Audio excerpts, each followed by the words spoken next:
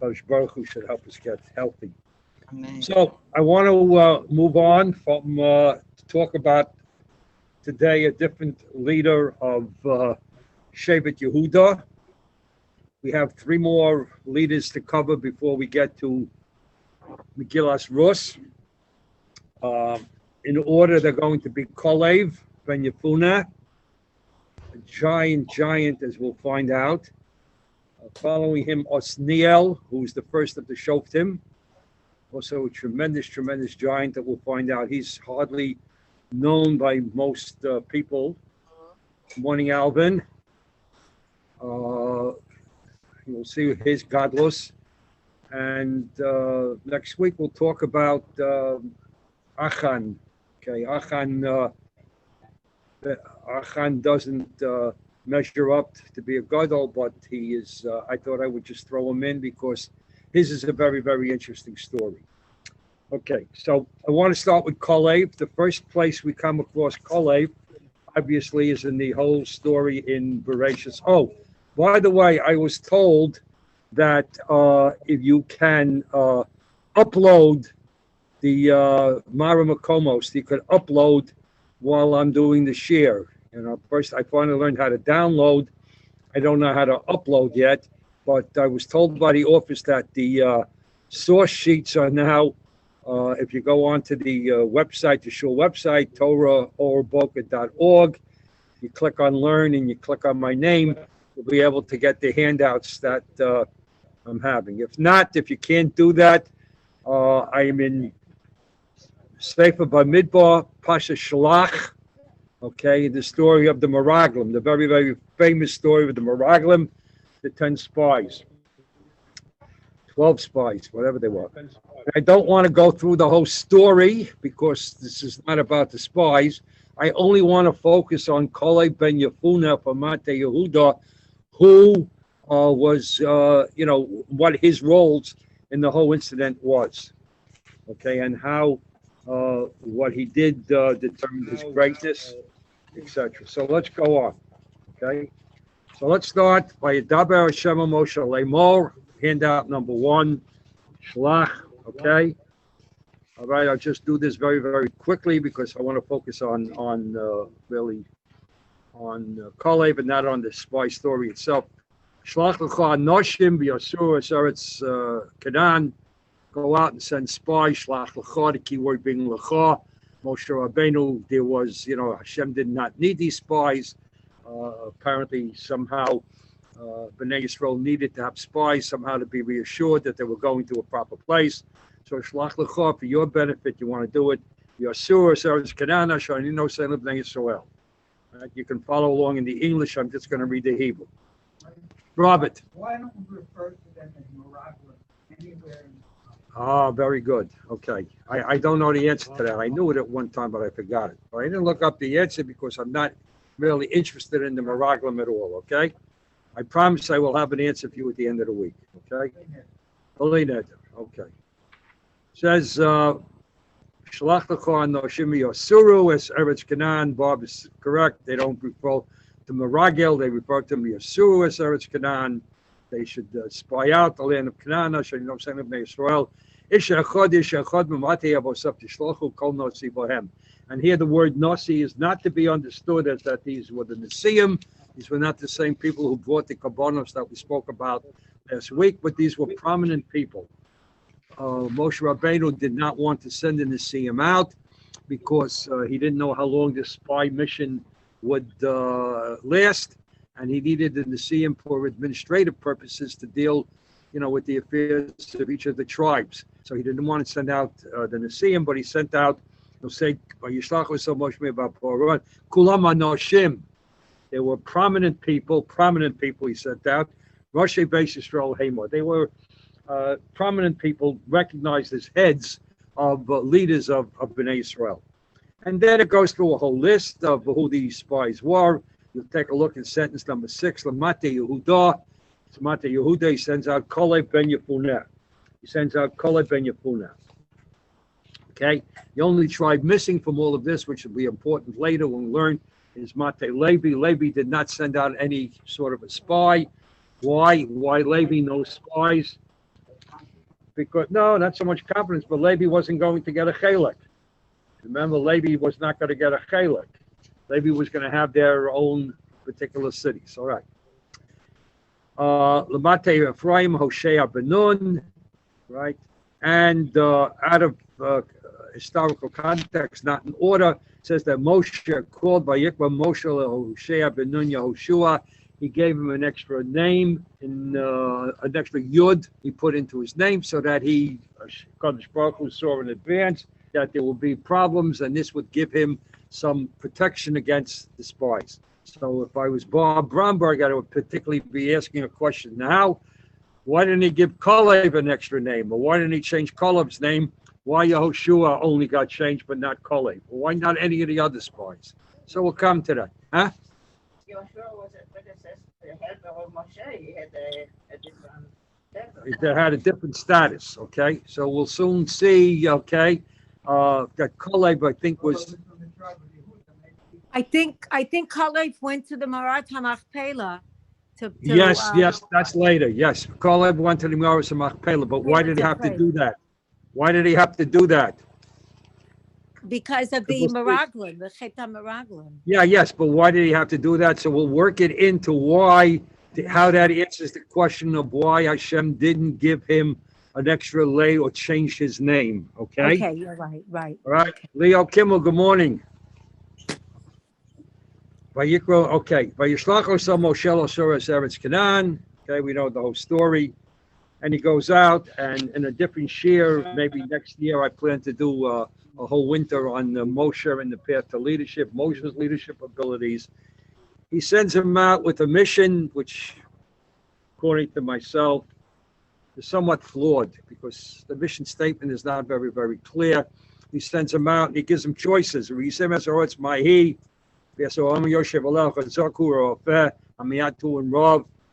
Moritz, I show Yoshe Bor. How can Moshe Rabbeinu say such a thing? Okay, flawed mission statement, but okay, that's for next year. Okay, Mo'orim I show Yoshe Bor. All right. So what are the cities like there? Hadar already has the question. The question is, why did Hashem say to send Meraglim or whatever? After all, Hashem promised, I'm going to give you the land. I'm going to... So again, I don't want to get in, like I said, the story of the Meraglim, but I'll answer you quickly, okay? HaKadosh Baruch Hu did not need Meraglim to go out.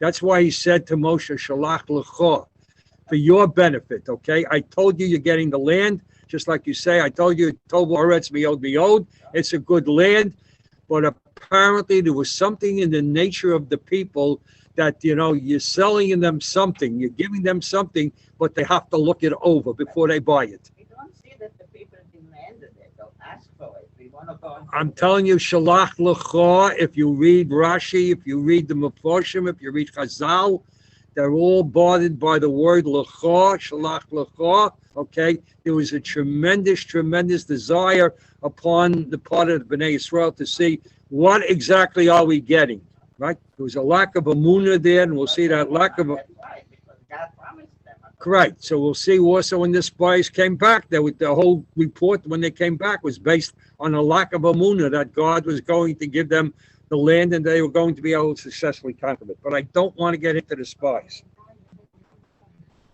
Okay, so let's skip over a little bit more. Okay. We see where it says Sheni Vayaluva Yosuru Esoretz. Okay, I'm on sentence 21. They go and they spy out the land, right? 22 is a very, very important sentence to understand the question about Kalev and why he didn't get an extra name, right? Vayalu v'negev. Take a look at the tense here. Vayalu v'negev. They all went up to the Negev desert, to the southern portion. Vayovo ad Chevron. So what changes here? They went from plural to singular. Okay. Vayovo ad Chevron. Who went to Chevron? Huh? Okay. It doesn't say. Okay. Vayavo in the singular means that all the tribes, all the spies did not go there. Okay? Or if they went there for purposes that were different than Kalev.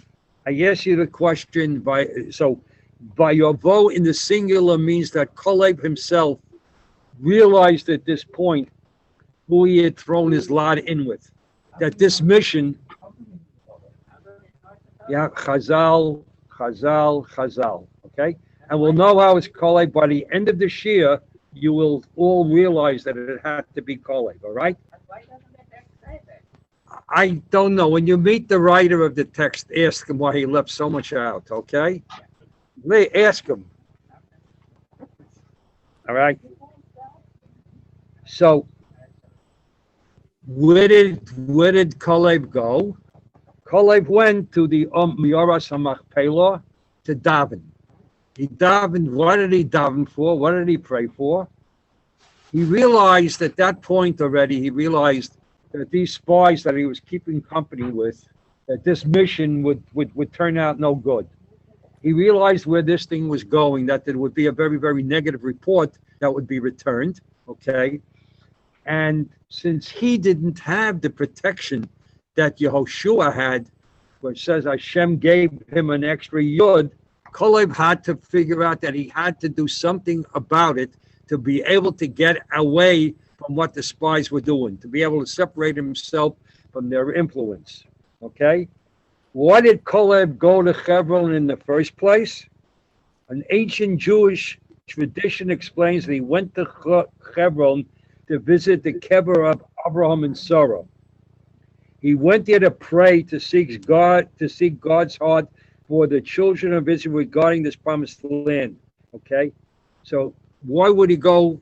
Who was the first person that Hashem made the promise to? That it was to Abraham, right? So he went to the kever of Abraham. You also say he also went to the kever of all the Avos. Okay, right? God reminded Kalev of the promises there he made to Abraham. So when Kalev looked up and saw the giants, what were they afraid of the giants? There was giants there, all right? And the fortified cities. He remembered God's original promise to Abraham that this land would be everlasting inheritance to the Jewish people. This is why Kalev was able to say to the people, we'll see what he says to them, God had promised to do it, and Kalev went there to make sure that, to pray that something would happen positive, either to himself, that he'd not be caught up, or that the mission come out good. But we know it did, all right? Okay. In the Sichot of the Lubavitcher Rebbe, okay, I came across the following. He writes as following. Hasidic teachings explain the unique greatness of Kalev. Before the spies embarked on their mission, Moshe, realizing that the spies would not remain true-hearted, wanted to give Yehoshua extra energy from Hashem to withstand their wicked counsel. He added the letter Yud, which represents HaKadosh Baruch Hu, to Yehoshua's name, changing it from Hosea to Yehoshua, right? And Yehoshua did in fact remain faithful. Kalev, on the other hand, had to battle, and this is from the Lubavitcher Rebbe Sichot, Kalev, on the other hand, had to battle his inner demons on his own. He was given no such inspiration or empowerment by Hashem. In fact, he almost succumbed to the pressure, and it was only because he went to pray at the graves of his ancestors that he was strengthened. Whereas Yehoshua's struggle, or potential struggle, was blown away by Moshe, Kalev had to fight his own battle and overcome it. As a result, we'll see at the end of this Pasha, or later on, he earns the epitaph that only two other people in the Torah were ever given. He earns the Avdi Kalev. He earns the forename of the Avdi Kalev, right? Eved Hashem. Only two other people in the entire Torah are called Eved Hashem. Who could they be? Moshe, right, when he dies, Vayamas Moshe Eved Hashem. The other one, Yehoshua. Correct, when Yehoshua dies, he's called also an Eved Hashem. So Kalev, we see, is now ranked in HaKadosh Baruch Hu's eyes up with Moshe Rabbeinu and Yoshua. That's the importance of Kalev, all right?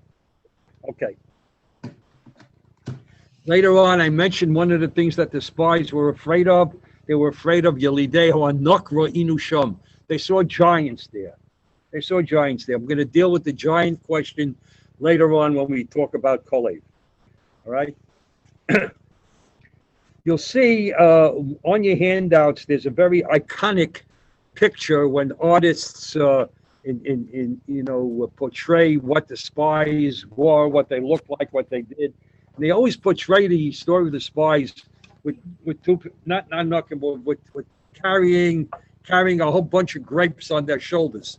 Okay, this is in reference to what the Torah tells us that they carried. They carried the grapes. So I thought it would be cute to put in that little picture of the spies with the grapes. Now, Chazal say, again, why is it not written in the Torah?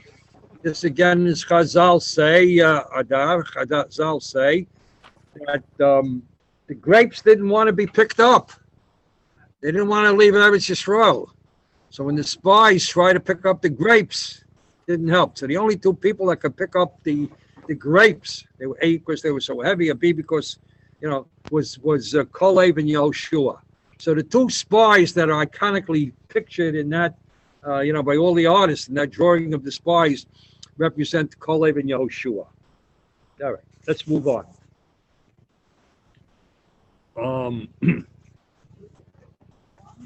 So what happens? They come back and they make their report, all right? And all of a sudden, the report, as we all know, is very, very negative. Let me get to the spot. All right, the report is negative.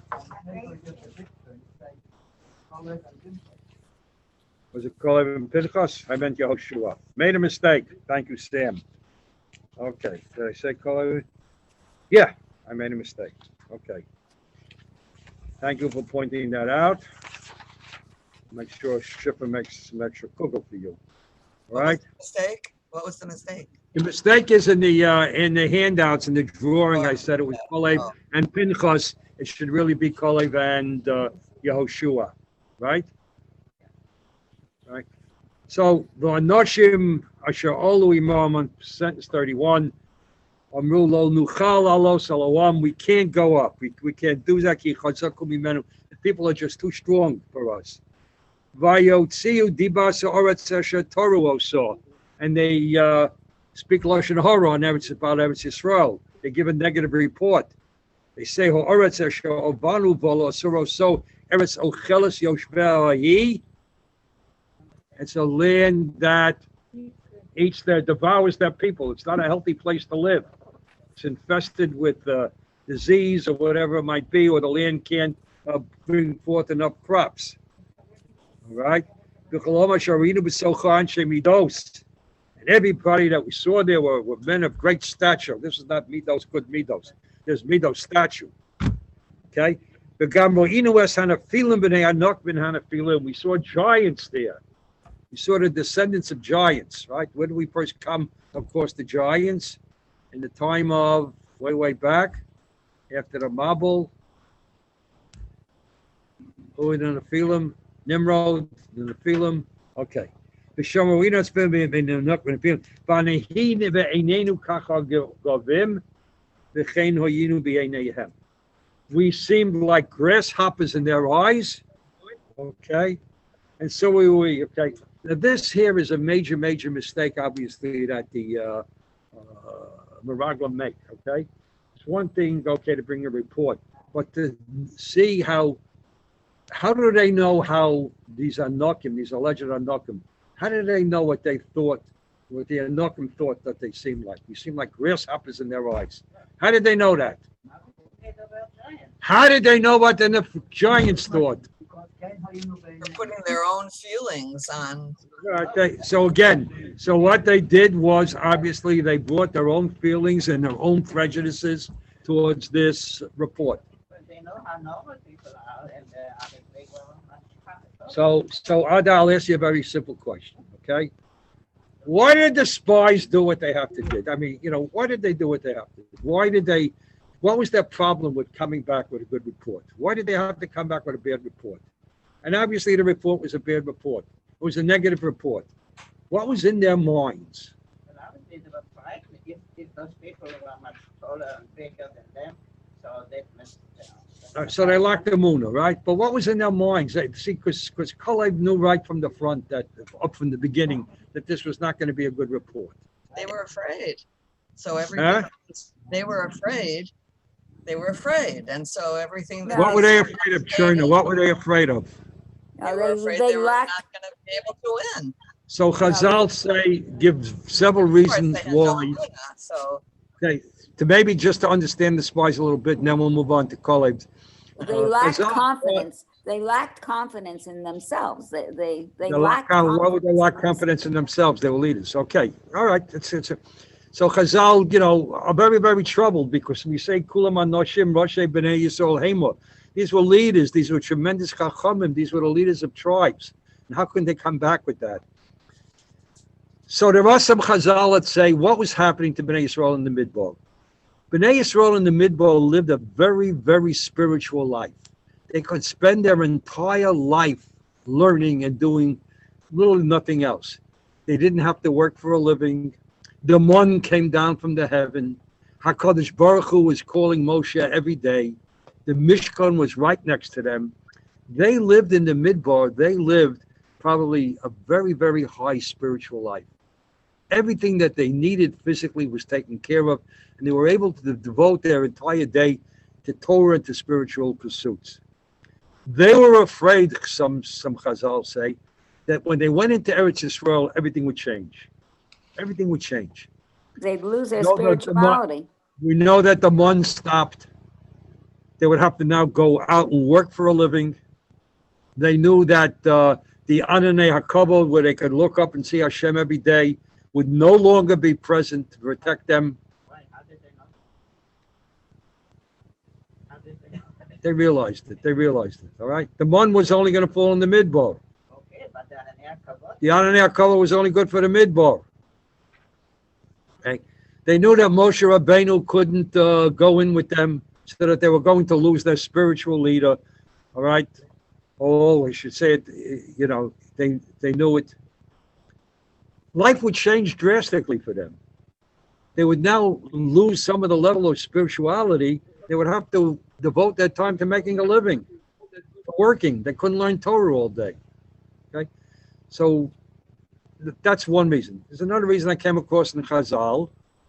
These were Anshe, these were Kulam Anoshim, Moshe Ben Yisrael Hema. They were afraid that once they went into Eretz Yisrael, Bnei Yisrael would need a entire different set of leaders to meet different situations, and that they were afraid somehow that they would lose their status somehow. They would be somehow either no longer needed as leaders, or things were about to change drastically. And we know, especially at our age, we're all older people, sometimes it's very, very difficult to deal with change. Change brings us many, many problems into our lives. Those people didn't go into the Eretz Yisrael, the second generation. They didn't know it at the time. They came back with a bad report. They wanted to stay in the Midbar. They did not want to go to Eretz Yisrael. When they gave the report, they didn't know that God would punish them the way they did. Right? All right. So, Batisha Kolam, they hear the report. Obviously, some great people are delivering a report. There was a lack of emunah on all the people too. Why? Because the people tended to believe the spies. And they all started crying. Right? They literally, there was a revolt against Moshe and Aharon. Okay? And they say, did you take us out of Mitzrayim? We could have died in Mitzrayim, we could have died in the what's the purpose of all of this? The Lama Hashem maybe Osanu Eloratza Zosin Pol Bacherev Noshenu Betapenu Yulavaz Alo Tov Lanu Shub Mitzrayim. But the whole mission, they now want to leave, they want to go back to Mitzrayim. They're ready to go back to Mitzrayim, all because of what the spies did. By Yomru, they go a little bit further. By Yomru, Ish Elochiv, Nit nor Rosh v'nor Shuva Mitzrayim. A revolt against Moshe. We'll appoint a new leader, and this new leader will take us back to Mitzrayim. Moshe hears that, he's dumbfounded. He doesn't know what to say. Okay? One of the times where Moshe abdicates his leadership. He has nothing to say. What does he do? Vayipol Moshe v'Aaron al pneihem. They call Kaladas B'nai Yisrael. I could understand why they did this, Moshe and Aaron, right? They were like dumbfounded. They didn't know what to say, right? But is there an abdication of leadership here? Maybe. So Yoshua ben Nun, okay, V'kolei ben Yefunem and Ator Meseres Koru B'gdehem. They start ripping Kriya, right? Okay. Vayomru. So look now here, we're talking about Kolev, and we want to focus it on the bravery of Kolev. Vayomru, they say, look what bravery it took for Kolev now to get up and he has 10 spies who are respected men who deliver a report. Moshe and Aharon what are they doing? They're almost absent. They're laying on the ground. What are they doing? Praying or whatever it is, but they're not showing any kind of leadership. The bravery that it took for Kolev ben Yefuneh to get up with all the people yelling and screaming at him, all right? And Moshe not doing anything. And the 10 spies, influential people, giving their report. Vayomru al Kaladas B'nai Yisrael, Oretz Asher Avanu Va, or Sudo Saw, Tobo Oretz Miod Mio. Okay? I got a minority report. Now, Chazal say that when Kolev got up to deliver his speech, all right, he opened up his speech in such a way so that the spies would think that he was on their side, so that he could have the floor. He opened his speech by using the word Moshe ben Amram, which is a very, not a way to call Moshe Rabbeinu, okay? It was seen at the time as to be a very, very derogatory phrase. How do we know this? We know this from Medrash, we know this from Chazal. Not just Caleb, Yoshua and Caleb. I'm focusing in on, because the shir is about Kolev. Yeah, but The shir, all right, the shir is about Kolev, okay? not just Caleb, Yoshua and Caleb. You are correct, but the shir is about Kolev, right? Okay. Im chofetz bonu Hashem be'hevi osanu oretz hazos nusanu lonu. Eretz, it's a good land, right? Ach b'Hashem al timrodu. We always know that the word ach comes to exclude, okay? V'atem al tiro ki oretz lachmenu hu sor silom me'aleihem. Okay, not to worry about so that the defense is going to be removed from them. Okay, the reaction of the people to Kolev and Yoshua's speech, Yoshua's report, is to attempt to stone them. And how does this all get interrupted? Okay, gets interrupted by Hashem coming down and what should we call it, appearing, okay? Yes. Yeah. But Rambam didn't say that the land is bad. They said to don't give. Well, they did say the land is bad because they say Eretz Ochelos Yoshvel Ayi. People died. They saw funerals. And they saw these big giants. Yeah. All right. Whether it is good or not. They didn't, okay. Yeah. Yeah. We won't survive. Marty? Open this up. Question, Marty? They Question. said, it's Shoshana. They said Eretz Ochel Yoshveha is because Hashem made them have a lot of funerals at that time. So Correct. the people should There were a not lot of- notice okay. that So all what's- these people were coming to spy. They were busy with their funerals. So that's why they said Eretz Ochel Right, so Yoshveha. Shoshana is correct. When the spies went there, how were they able to get to the land? There were a lot of funerals going on. The spies deduced from this that this was not a healthy environment to live in, that this was, for some reason, people were dying of all sorts of, reasons. So they attributed it to the land being a bad place. Good, Shoshana. Shoot, next, anybody? Nobody. So Hashem says, Yulam Chayoni, Hashem takes a shvua here. Yeah. Okay. got it. V'yimolech kol Hashem es kol oretz, ki chol ha'anoshim roim es kavodi v'yasososai, who have seen all my miracles that I did for them in Mitzrayim, in the desert. Okay. Wanted to let you And know. Nasuo sees Esapiyomim. This is the 10th time already that they revolted against me, and I don't want to go through the 10. Okay. Im Yuru Oretz Asher Dishpati Levo Sam B'Choman Satnan Menatzai Lo Yeruha. That they're not going to go into Eretz Yisrael. The Abdi Kolev. Okay, remember here's where he's referred to Abdi. Ekev Hoyso Ruach Acheres Imo. Okay, by Yamaliach Haroy. Him I'm going to bring to Eretz Yisrael.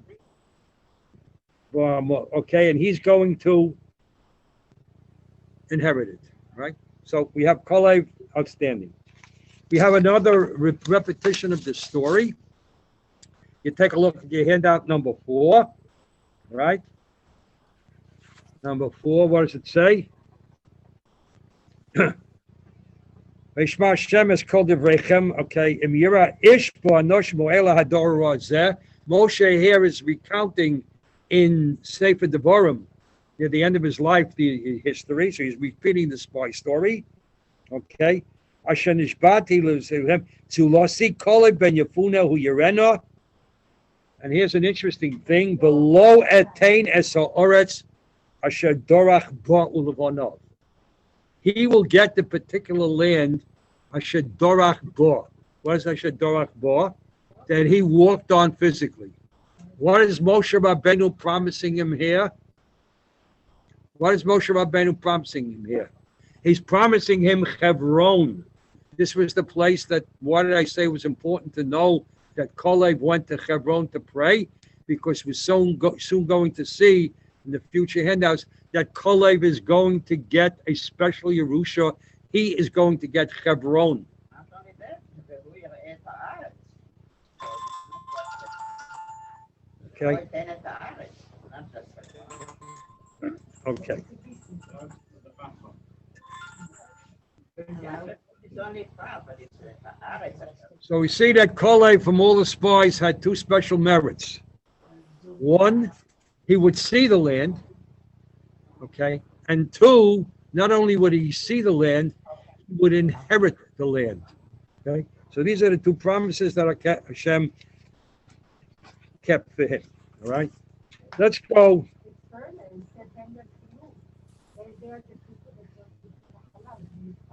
Okay. Okay.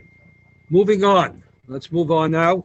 Kolev, having survived the 40 years in the Midbar, as Hashem promises, Kolev will continue to play a pivotal role in the conquest of Eretz Yisrael. It is to this role that will now turn. Second chapter of Yehoshua. Okay, it's next time we come across Kolev. Not by name again, and I know Adar is going to ask me why Kolev's name is not mentioned. So by Yishlach Yehoshua ben Nun min Hashitim Shnayim Anoshim Meraglim Cheresh Lemor. Okay, so now Moshe Rabbeinu has died. Bnei Yisrael has to go into Eretz Canaan. All right, and Yehoshua finds the need to send 2 spies in. Okay, and these spies are, who are these 2 spies? So from Chazal we say, Chazal tell us that these 2 spies was Pinchas and Kolev. These were the 2 spies that were given the mission, okay, to go in and to spy out the land. Now, having had the experience of one spy team turning bad, what was the purpose of sending in another spy team? I mean, what was the purpose of this? So I mentioned to you in the beginning that possibly the mission statement that Moshe Rabbeinu issued to the 12 spies may have been flawed, because he said to them, go, tell us if it's a good land or a bad land, tell us, just exactly what's going on there. Moshe, in his mission statement, left some room, unfortunately, for the spies to come back and do what they did, okay? Here, Yehoshua is approaching this from an entirely different perspective. One, he's not sending two. He's not sending 10, 12. He's sending only two. And look who he's sending. He's sending Pinchas. Now, Pinchas had just done what? Pinchas was an example of a Kanai, an example of somebody who had a real emunah. When Moshe Rabbeinu was standing there not knowing what to do with Zimri ben Solo, which we learned a couple of years ago. I gave you a share on that. Okay, what did he do? Pinchas got up and he saved a whole Magay for Bnei Yisrael. So Pinchas was really had emunah Hashem. And Kalev was no longer an issue, right? Because Kalev, we know he wasn't what kind of report he was going to do. But the mission that he sent Kalev and Pinchas on was a little bit different. This was not a mission to come back and to report on the land. This was a mission to only the best way of attacking and overcoming the people who lived in Canaan. And it was a limited type of a mission, right? So Kalev was considered important enough as a leader to be chosen by Yehoshua together with Pinchas to take on this very, very difficult mission. Okay, what? You know how many years passed between the first group of Meraglim and the... Yeah, 40. Oh, 40. They were in the Midbar for 40 years. Right? I can't find that video. All right. So now I'm up to number 8 now. Handout number 8 on page 4. Okay. The Ela Asher Nachalu B'nei Yisrael B'Eretz Canaan Asher Nachlu Osam Elozah HaKohen V'Yoshua Benun V'Roshei Avos HaMatos B'nei Yisrael. There was going to be a, Hashem said, a Pi HaGorol Yecholei Ka'oretz, right? The land had to be done by a Gorol, okay? So that everybody would, a Gorol, a lottery, so that everybody would say publicly that this is the way HaKadosh Baruch Hu wanted it, that this wasn't just done arbitrarily, right? So Hashem is revealed to Yehoshua. Okay. I want to skip over how is this Nachala done? Who did the Nachala? Who did the thing? So it was done by Elozar HaKohen. All right, they did it. There was they had 2 lottery boxes, allegedly. This is all from Chazal. Okay, they stuck their hand in. One lottery came up for the tribe's name. Another lottery came up for the area or the particular area that they were going to do. And that's the way it went, and everybody saw it, okay? The Nachla was run by Elozar HaKohen, the high priest. He put on the Kohane Big Day Kohona, including the Urim and the Tumim. Yehoshua and the entire nation stood before him, and lots were drawn. The names of the tribes and the families were written on the slips of paper, put into the box. The names of the cities and regions were written on other slips and put into a second box, right? The spirit of prophecy would descend upon him, and he would say, this box goes for Yehuda, and this box goes for this particular place. actually, why didn't they ask the Urim and Tumim? They should have told them. Well, they didn't. The Urim Tumim told them without asking. All right, the Urim and the Tumim told them without asking. It lit up. They knew all 12 how to be there. Right. The particular areas within each of the Shvatim, once they had, a Nachla that Yehuda was going to get this area, and Zvulun was going to get this area. The rest was determined how much land inside of each territory. These were chosen or selected by the Nesiim, the head of the tribe. He knew how many, they were done by families. Large families got bigger portions. Rav Tabes Nachlaso, Ramat Tamites Nachlaso. Okay, so that was done. All right. So what happens now? There is a Nachla, right? Now we have a sentence: Al-pi hagorol yecholei ka'aretz, right? Al-pi hagorol yecholei ka'aretz. What does it mean? What's a pi hagorol? Pi hagorol, the mouth of the lottery. So what does that mean? No, what does Al-pi mean? P is a mouth. Okay, but. So Chazal say that the lottery spoke it out so that everybody heard. But the slip coming up is Yehuda. This area given to Yehuda is this. I'll go roll. Okay? All right. All right. Next. Let's skip over. As they were about to do this, take a look at Vayikshu v'nei Yehuda el Yoshua bar Gilgal. Okay? Yoshua is holding the lottery in Gilgal. Vayomer Elov. I'm on chapter 14:6, Pasuk Vav. No, I got it. I just didn't know which. It's right here. Vayikshu v'nei Yehuda el Yoshua bar Gilgal. As all of this is going on, okay, Bnei Yehuda comes forward. Vayomer Elov, and they say to him, Kole ben Yefuna Haknizi, regarding Kole ben Yefuna, Atoya Dato, you Yehoshua know, you Elazar know. Es Sadobar Shadibar Hashem al Moshe Shalokim, you know what HaKadosh Baruch Hu said about Kole, right? Al Odosaivi Odosecha b'Kadesh Barnea, concerning all of us in Kadesh Barnea. What did they say? They said, what was Hashem's promise to Kole? Kol HaMoshe should take roch kafrach lechem bo yileh lechem. Bnei Yehuda come forward and they say, not so fast. Not so fast. Before we do this lottery, Kole ben Yefuna has to get Hebron for the lottery, okay? Kole ben Yefuna then comes forward and says the following. Sentence 7. Ben Aboim Shana Nochi. I was 40 years old. Bishloach Moshe Ebed Hashem Osi Mikodesh Barnea. I was 40 years old when Moshe Rabbeinu sent me out to spy. The Ragel Ha'aretz. Well, so Dover Kashe'im Labavi. I came back with a true report.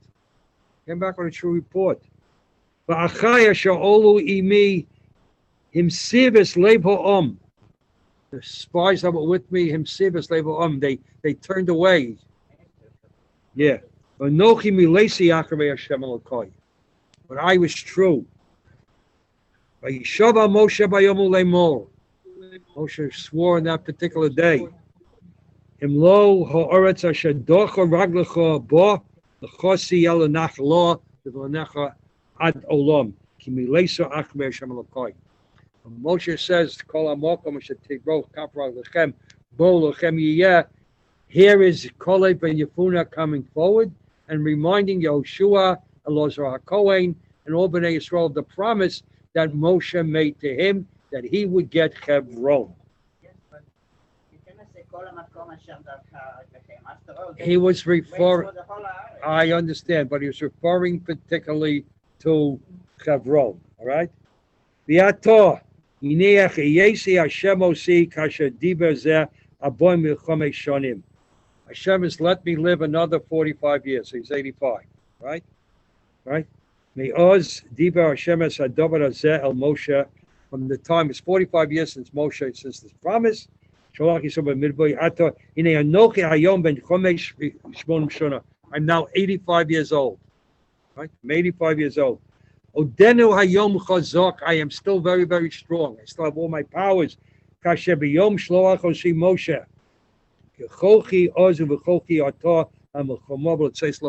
And just as I was strong then, I still have the same amount of strength. Okay? And I'm ready to fight. Okay? Right? And he's making a statement for. Now, how is Caleb going to be able to convince Yehoshua to allow him to do this? Okay. Again, we say the leader, one of the powers of a leader is the power of persuasion. He had to persuade Yehoshua to give him to do this. Okay. He just did it So how did he do it? by saying all that. You have to have the right by saying all what? What did he say? So first he invokes HaKadosh Baruch Hu's promise. Very powerful argument. You can't argue against HaKadosh Baruch Hu's promise, okay? The first part of the promise that he would live to enter the land had already been fulfilled, right? Second, furthermore, this he argued was proof that the second part should be fulfilled as well. Okay? Furthermore, if Hashem did not want him to conquer Hebron, why did he keep him alive all this time? Okay? Argument number one. Number two, not only had Kalev survived the Midbar, which was not an easy environment to live in, he had miraculously retained his strength. 85 is not a, okay? This was surely no accident, right? Many people are blessed with long life, but to remain strong and vigorous as well, right, is very, very rare. So he was arguing, why had Hashem given him all the strength?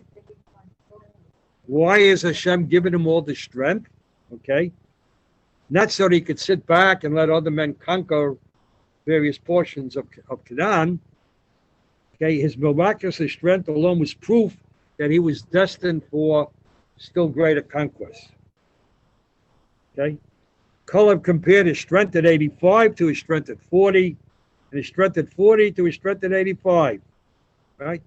Okay.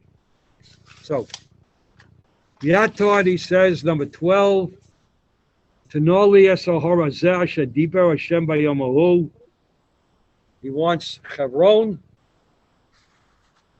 Yata Shemata Bayomahu Ki Anokim Shom Biorim Gedolos Betzuros. That this Hebron is a place where the giants live. It's not going to be worth anything to everybody else. People are afraid of it. Okay, I'm not afraid. I want Hebron. Betzuros Alai Hashem Osibi Arashtim Kashadiba Hashem. Perhaps Hashem will be with me, and I will be able to conquer it. Okay, all right. Okay. Why would Kalev say such a thing? Perhaps Hashem would be with me. Right? It seems to be a lack of emunah, right? Perhaps Hashem would be with me. So it's an interesting question that Chazal here, the Farshim ask. Okay? Did Kalev...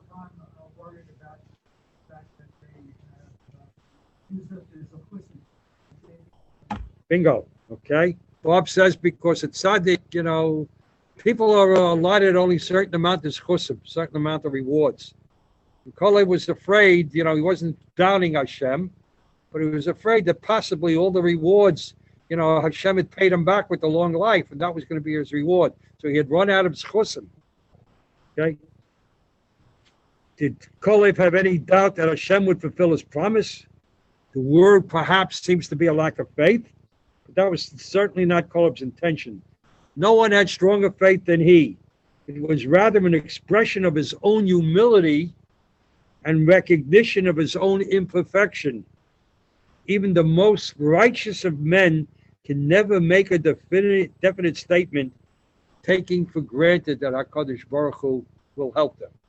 Right? They know that in their own small way that they have sinned.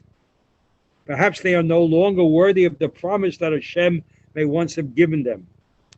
Perhaps something in their own deeds they may have lost, whatever. Okay? Kalev wanted to prove once and for all generations, that the fears of the spies had been unfounded. He was going to be the one that was going to defeat the Anakim. They had discouraged people by telling them that the land was inhabited by giants whom they would never be able to conquer. He wanted to prove not only that the giants were not invincible, but that even one man alone, he, Kalev, if he trusted in HaKadosh Baruch Hu's help, would be able to overcome them. So, next sentence, 14:13 sentence. Yeshua agrees to this, gives him a blessing. The whole thing has come full circle. Kalev, who ran during the spy mission to Hebron, is now given Hebron. Okay? Ad hayom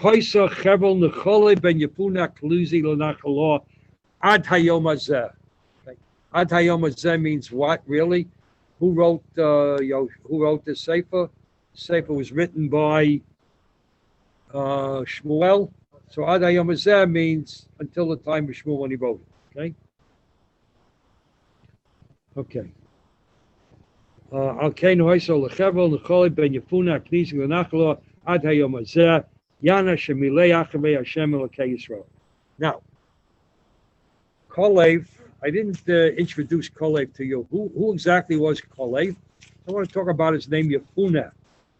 Okay, Kolev Ben Yefuna. It's a very, very odd name, Yefuna. Okay, all right. Who is Kolev Ben Yefuna? Where did he get the name Yefuna from? Huh? From his father? No. Yefuna was not his father. So why does it say? So I'm asking you, why does it say Kolev Ben Yefuna? What does the word Yefuna mean?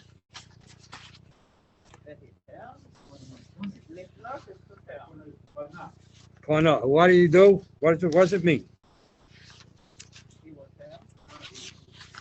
He turned. What did he turn? He turned away from the other mother.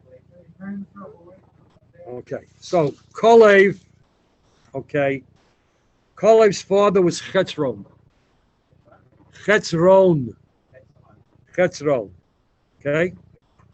So why was he, okay, and he was born 40 years before Yetzias Mitzrayim. Right? Okay. Kolev married Miriam, the sister of Moshe and Aaron. And according to the Gemara in Megillah, which I did not know and I can't question, he also married Batya. Who is Batya? Batya was Bas Paro, was Paro's daughter. Okay? Who saved Moshe and left Mitzrayim with, and allegedly Batya also left Mitzrayim with Bnei Israel.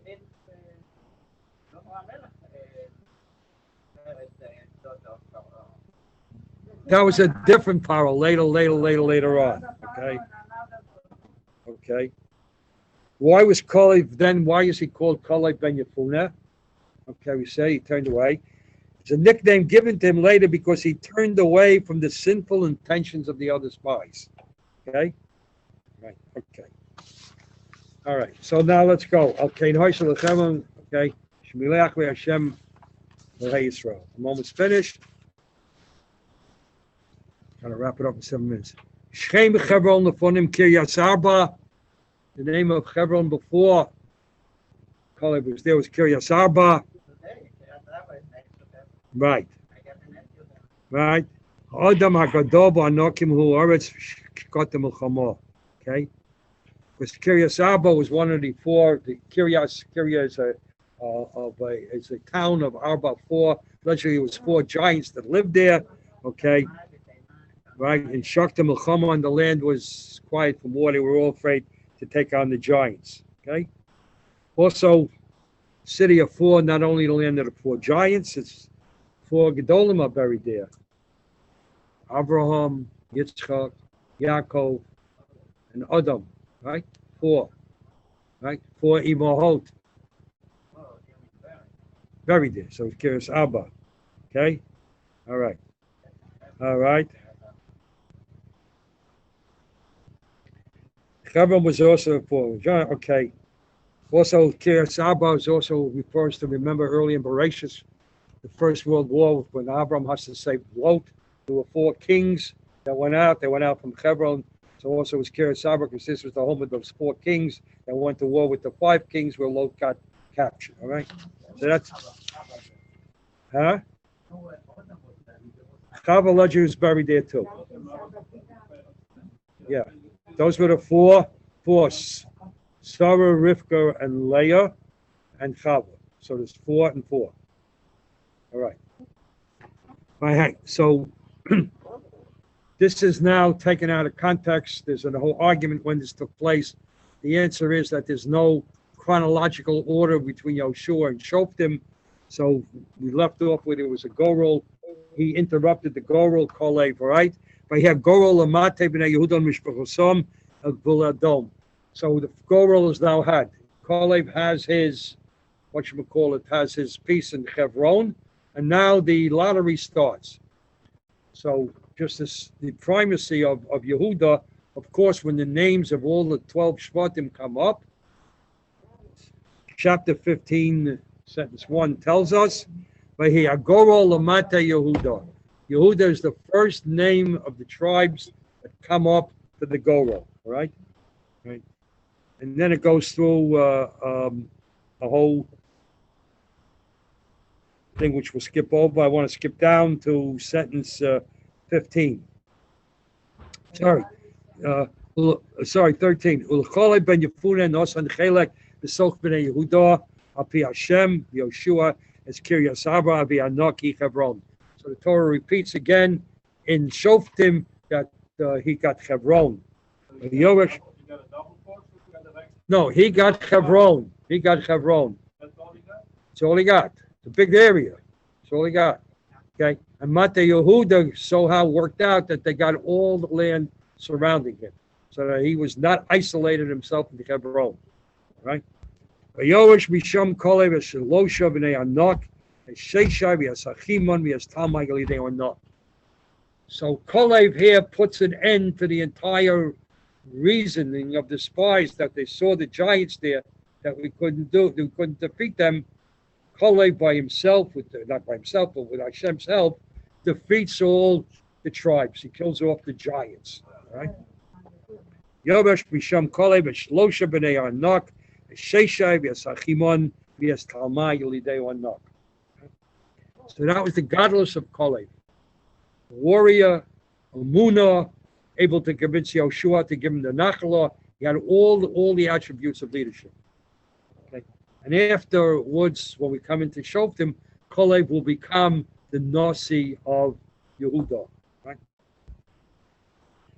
So, very interesting story, which we'll do this week, and then we'll introduce ourselves simultaneously to Osniel. Right? Okay, around next to the town of Hebron, after he conquered it, there was another town called Devir. Right? Vishem Devir lefonam Kiryas Sefer. It was a little town, all right? By Yomer Kolev, Kolev says, Kolev was interested. He wanted it to be very, very safe and secure in in Hebron. But he was worried about the town that was next to it, a town called Devir. This was a town where people was afraid that this town would attack Hebron. Okay? By Yomer Kolev, and Kolev says, Asher Yaka is Kiryas Sefer Ulchodo. Whoever is going to attack Kiryas Sefer and conquer it, V'nosati es Achsa b'tili ishi. Sure. I'm going to give my daughter similar to what Yitzchak did. Okay, whatever. Right. So he's promising, okay, the town of Devir to anybody that would beat. Okay. So Vayul Kedah, and we'll get into this next week in more detail. I just want to leave you with this because it's 2 minutes to 11. Vayul Kedah Osniel ben Knaz. Okay. By it's Yoshvei. I'm sorry. Achi Cholev. But we'll see. It's not really his brother. It's his half brother. We'll go into Osniel's yichus next week. By Yitenlo is Achsa Bitoli Isha. Right, but she's not finished. By Hibaboa, when she comes, okay, all right. But to see Sail Show Meesa Via Soda. She comes and she wants some sort of a Yerusha from her father. Okay? But Tisnach Mi'alach Hamor. She was aware she was riding on a camel. She dropped off a donkey. Very weird story, which we're going to go into detail next week. He gives her daughter. The daughter wants something for Panosa, because we'll learn that Osniel spent his time learning Torah. She was worried somehow that how they're going to make a living, the two of them. She needed to support him. So she asked her father for a field, for some panasa. And he gives it to her. And then she's riding on there, and she's riding to see him, and she falls off a donkey. Batoma, she says, Tenoli bracha.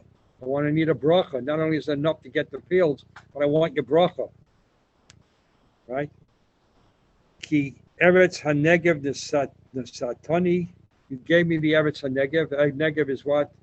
Dry, desert. Right? Hard to make a living on a farm. Difficult. Huh? No rain. Hard to farm there. The Nosatili Galus Mayim. You should give me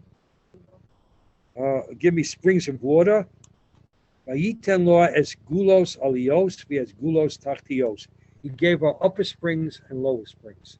And that needs a whole share by itself. I'm leaving you here because we are now introduced to Osniel. Osniel is the half brother of Kalev. We'll get into his yichus next week. Huh? His half brother becomes his son-in-law. Right? And we'll get into Osniel's yichus, and we'll learn what a very, very great man Osniel is. Osniel becomes the first of the Shoftim, and he's going to rule as a Shofet for 40 years. But more about that next week. Huh? Yoshua's not. Excuse me? Moshe gave the Torah to these. Yoshua gave it to the Sekanim, and Sekanim gave it to the Shoftim. Right in the Pirkei Avos. Yeah, question? I have, yes. When you mentioned the word Zavir, is that, when we say Ma'os Sur, the third paragraph, I don't always understand everything I'm saying, but it says Zavir Kacho Heviani. Is that the Zavir that you're referring to? No. Okay, I was just wondering. Go get an English translation and you'll see what Devere means. Okay. It'll solve all your thank questions. Okay. All right, thanks everybody. Thank Everybody you. have a Thank safe you. week and stay warm. Okay.